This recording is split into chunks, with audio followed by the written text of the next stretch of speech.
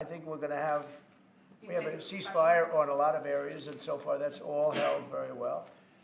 And getting that ceasefire, they had a lot of guns pointing at each other. You had some soldiers, unfortunately, surrounded by other soldiers, and they are going to be, I believe we're going to pretty soon have a full ceasefire, and then we're going to have a contract. And the contract's being negotiated, the contract in terms of dividing up the lands, et cetera, it's being negotiated as we speak.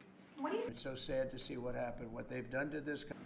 I think we have the confines of a deal. I hope we have the confines of a deal. I'm doing it for two reasons. Number one, and by far most importantly, thousands of young people, and they're not American people, they're Russian and they're Ukrainian, are being killed every week, thousands a week.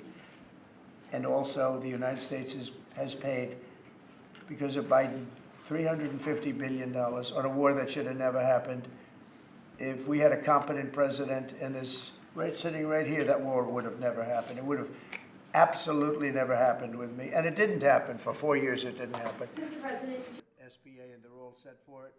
They're waiting for it. So why? NATO is something that I saved. NATO was gone until I came along. In fact, the previous Secretary General, very good man. Both of them are good. The current man is fantastic. But both of them have said, if it wasn't for Trump, you wouldn't even have a NATO, because we were paying the cost of almost all of the countries. And now they're paying. I said, we're not going to do this. We're not going to continue. You hurt us on trade. You do bad things on trade. And then on top of it, we're supposed to pay for your military. And because of what I did, hundreds of billions of dollars flowed into NATO by countries that just weren't paying. They were delinquent. They weren't paying their bills. So NATO is solid. They're strong.